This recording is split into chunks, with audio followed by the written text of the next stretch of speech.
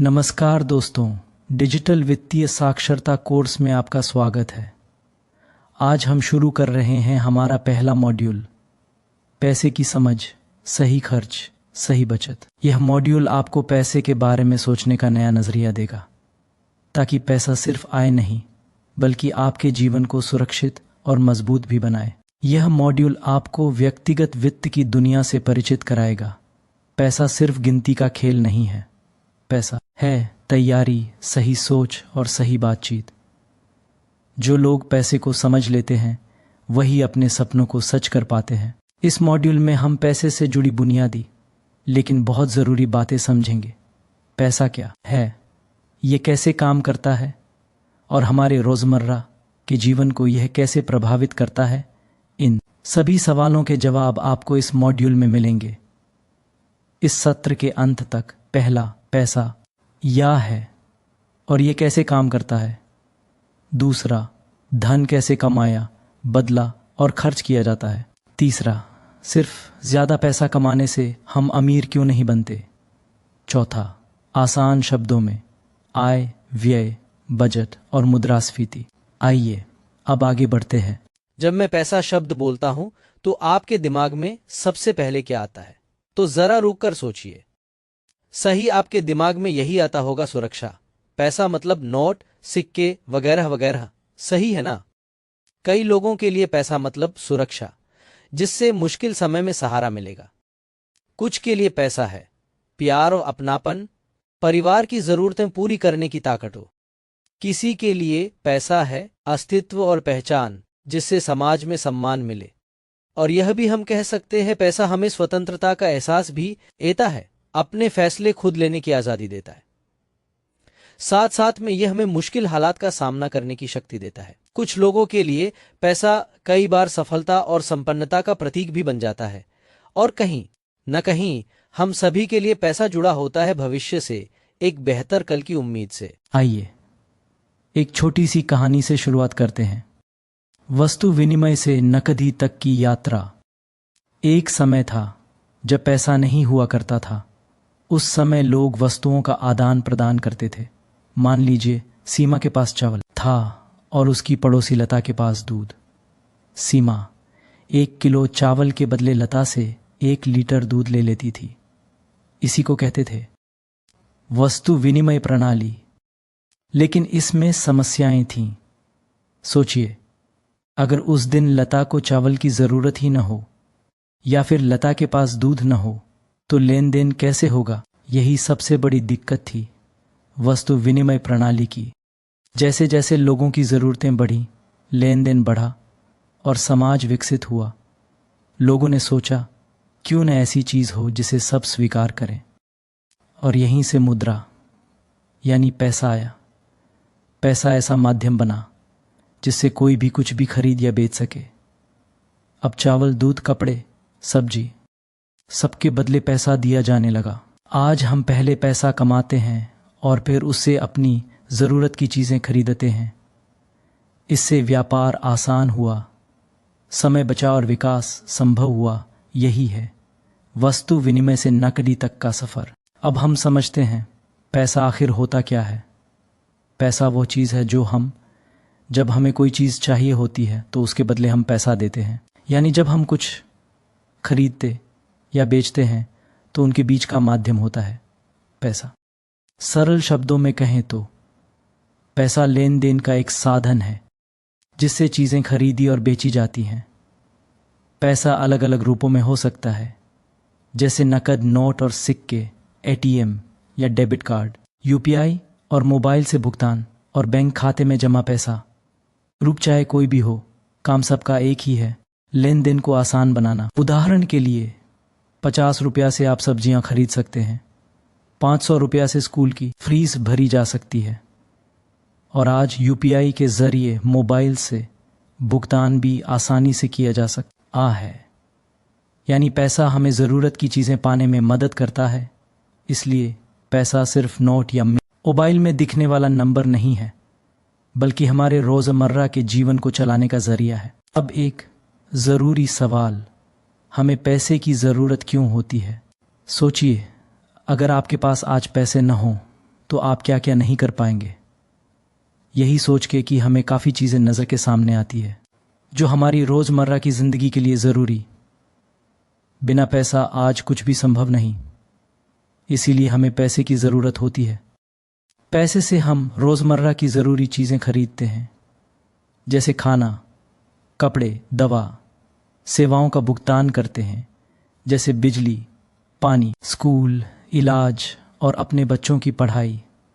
घर या किसी सपने के लिए भविष्य की योजना बनाते हैं। अब एक और ज़रूरी बात, कागजी नोट सरकार द्वारा खास कागज़ पर छापी जाती हैं। इन नोटों में सोना या चांदी नहीं होता, लेकिन इनका मूल्य नोट पर लिखा होता है, जैसे 10 रुपया, 100 रुपया, 500 रुपया। एक पैसा तभी काम का है जब लोग काम करें, कमाएं और सही इस्तेमाल करें। अब हम एक बहुत ज़रूरी फ़र्क समझेंगे, ज़रूरत और इच्छा का फ़र्क। यह फ़र्क समझ आ जाए तो पैसे की आधी परेशानी अपने आप कम हो जाती है। पहले ज़रूरत को समझते हैं। ज़रूरत क्या होती है? ज़रूरतें वो चीज़ें हैं जिनके बिना जीवन चल ही नहीं सकता, जैसे खाना, पानी, कपड़े, घर, इलाज और काम के लिए ज़रूरी औजार। उदाहरण के लिए दाल, चावल, सब्जी, रोटी, ताकि पेट भरे और शरीर स्वस्थ रहे। ये सब ज़रूरतें हैं, क्योंकि इनके बिना हम जी नहीं सकते। अब आते हैं इच्छाओं पर।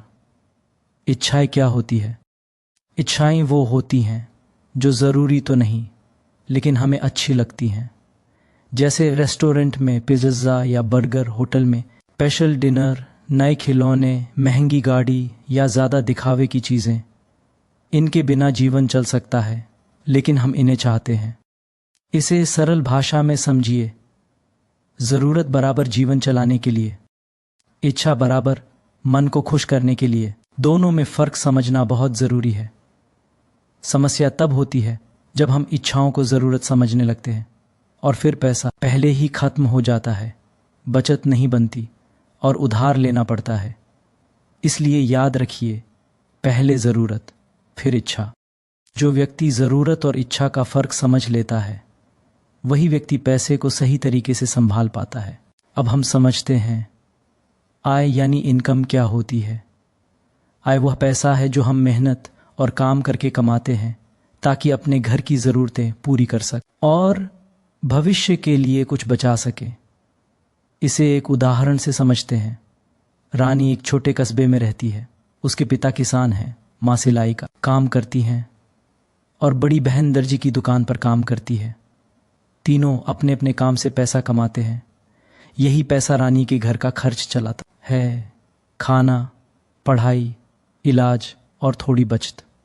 इसलिए हम कहते हैं एक परिवार की आय एक नहीं, कई जगहों से आ सकती है। इनकम कहाँ कहाँ से आती है? पहला, कड़ी मेहनत। मेहनत या काम करके मिलने वाला पैसा, जैसे खेती, नौकरी, दुकान या सिलाई। दूसरा, आय के स्रोत, पैसा कमाने के अलग अलग तरीके, नौकरी, व्यापार, बैंक का ब्याज या सरकारी सहायता इत्यादि इत्यादि। आय से घर हम खर्च, बच्चों की पढ़ाई, इलाज जैसे ज़रूरतें पूरी करते हैं। अब समझते हैं आय कैसे आती है। आय यानी पैसा मुख्य रूप से 2 तरीकों से आता है। एक्टिव इनकम, जब आप नियमित काम करते हैं तभी पैसा मिलता है। उदाहरण, नौकरी का वेतन, दिहाड़ी मजदूरी, फ्रीलांस, रोज़ का काम इत्यादि काम करेंगे तभी कमाई होगी। पैसिव इनकम, जब आप एक बार व्यवस्था बना लेते हैं और बाद में बिना रोज़ मेहनत किए भी पैसा आता रहता है। उदाहरण, मकान या दुकान का किराया, बचत पर मिलने वाला ब्याज, शेयर से मिलने वाला डिविडेंड। यहाँ पैसा आपके लिए काम करता है। समझने वाली बात यह है कि एक्टिव इनकम हमारा आज चलाती है और पैसिव इनकम हमारा कल सुरक्षित बनाती है। इसलिए समझदारी यही है कि काम के साथ साथ धीरे धीरे पैसिव इनकम के रास्ते भी बनाए जाएं। अब हम समझते हैं आय और खर्च का मतलब। सबसे पहले समझते हैं आय क्या होती है। आय वह पैसा है जो हमें काम करने या किसी स्रोत से मिलता है। पैसा हम अपनी ज़रूरतें पूरी करने और भविष्य के लिए बचत करने में इस्तेमाल करते हैं। आय के उदाहरण, नौकरी या मजदूरी से मिला पैसा, खेती या व्यवसाय से हुई कमाई, सिलाई, दुकान, सेवा से आया पैसा, सभी इनकम कहलाता है। जो पैसा घर में आता है वही आय है। अब समझते हैं खर्च क्या होता है। खर्च वह पैसा है जो हम वस्तुओं या सेवाओं के बदले देते हैं, यानी पैसा घर से बाहर जाता है। खर्च के उदाहरण किराना, दवा, कपड़े, बिजली, पानी, स्कूल फीस, त्योहार या विशेष अवसरों का खर्च। जो पैसा बाहर जाता है वही खर्च है। मुख्य फर्क एक लाइन में आय बराबर पैसा आता है, खर्च बराबर पैसा जाता है। अगर खर्च आय से ज़्यादा हो गया तो परेशानी शुरू होती है। इसलिए आगे हम सीखेंगे कि आय और खर्च को कैसे संतुलन में रखा जाए। अब हम एक बहुत काम की बात समझेंगे, वह है बजट बनाना। बजट कोई कठिन हिसाब नहीं है, बल्कि अपने पैसों को सही रास्ता दिखाने का तरीका है। बजट का मतलब है हमारे पास कितना पैसा आ रहा है और उसे कहाँ कहाँ खर्च करना है, इसकी पहले से बनाई गई योजना। बजट क्यों ज़रूरी है? बजट ज़रूरी है क्योंकि पहला, ये हमें फालतू खर्च से बचाता है। दूसरा, ये हर महीने थोड़ी थोड़ी बचत करने में मदद करता है। और तीसरा, ये हमारे भविष्य को सुरक्षित बनाता है ताकि मुश्किल समय में परेशानी न हो। बजट कैसे बनाएं? बजट बनाना कोई मुश्किल काम नहीं है। सबसे पहले अपनी आय और खर्च लिखिए। फिर ज़रूरी खर्च और गैर ज़रूरी खर्च को अलग पहचानिए और याद रखिए, पहले बचत फिर खर्च। बजट में क्या क्या शामिल करें? बजट बनाते समय इन बातों को ज़रूर रखें। घर का रोज़ का खर्च, पढ़ाई और इलाज, कर्ज या EMI, और सबसे ज़रूरी बचत, बीमा और भविष्य की योजना। बजट बराबर आय, खर्च बराबर बचत। जो व्यक्ति बजट बनाता है वही पैसे को कंट्रोल करता है, पैसा उसे कंट्रोल नहीं करता। बजट मतलब आय, खर्च और बचत की सही योजना। अब तक हमने बजट का मतलब समझ लिया। अब बारी है अपना बजट खुद बनाने की। यह शीट आपको अपने पैसों पर नज़र रखने में मदद करेगी। बाईं तरफ आय, इनकम भरना है, जो आप पहला सैंपल स्लाइड देख सकते हैं। सबसे पहले बाईं तरफ दी गया आय का विवरण देखें। यहाँ आपको लिखना है पैसा कहाँ कहाँ से आता है, जैसे वेतन, खेती से आय, दुकान की कमाई या कोई अन्य आय। हर आय के सामने राशि लिखिए और अंत में सभी को जोड़कर कुल आय लिखिए। याद रखें, जो पैसा घर में आता है वही आय है। दाईं तरफ खर्च, एक्सपेंस। अब आते हैं खर्च का विवरण पर। यहाँ लिखिए खाद या सामग्री, बच्चों की शिक्षा, बिजली और पानी का बिल, परिवहन, अन्य ज़रूरी खर्च। हर खर्च के सामने उसकी राशि लिखिए। फिर सभी खर्च जोड़कर कुल खर्च निकालिए। जो पैसा घर से बाहर जाता है वही खर्च है। अब स्लाइड में दिख रहे गुलाबी रंग के सैंपल बजट को ध्यान से देखें। यहाँ बताया गया है कि रोज़ का हिसाब कैसे लिखा जाता है। स्लाइड में पहला चित्र आपके मासिक बजट को दिखाता है, यानी आय और खर्च का पूरा खाका। और गुलाबी रंग वाला चित्र यह समझाने के लिए है कि हर दिन की जमा और निकासी कैसे लिखी जाती है। यह रोज़ का लेन देन लिखने के लिए है। तारीख लिखिए, कितनी राशि जमा हुई, कितनी राशि निकली महीने के अंत में। कुल जमा और कुल निकासी जोड़िए। फिर देखिए कुल जमा, कुल निकासी बराबर बचत या घाटा। सबसे ज़रूरी सीख, अगर कुल आय कुल खर्च से ज़्यादा है तो आप सही रास्ते पर हैं। अगर खर्च ज़्यादा है तो समझिए कहीं न कहीं फालतू खर्चे हो रहे हैं, या आपके ज़रूर के खर्च आपकी आय से पूरे नहीं हो रहे हैं। ज़रूरत को पूरा करने के लिए आप इनकम बढ़ाए। अंत में यही कहूँगा, इस बजट शीट को हर महीने भरी। यही छोटी सी आदत आपको बचत सिखाएगी, कर्ज से बचाएगी और भविष्य सुरक्षित बनाएगी। अब हम सीखेंगे फाइनेंशियल प्लानिंग के 4 आसान कदम। अगर ये 4 बातें समझ आ गई तो पैसों की ज़िंदगी काफ़ी हद तक संभल जाती है। पहला कदम, आय और खर्च समझें, सबसे पहले ये जानना ज़रूरी है कि हर महीने घर में कितना पैसा आता है और कहाँ कहाँ खर्च होता है। वेतन, खेत, दुकान या कोई भी कमाई सब लिखिए। फिर किराना, बिल, पढ़ाई, इलाज, सब खर्च भी लिखिए। जब तक यह साफ नहीं होगा प्लान बनाना मुश्किल है। दूसरा कदम, ज़रूरत और चाहत अलग करें। अब दूसरी अहम बात, ज़रूरत और इच्छाओं में फ़र्क समझे, उसे व्यवहार में लाए।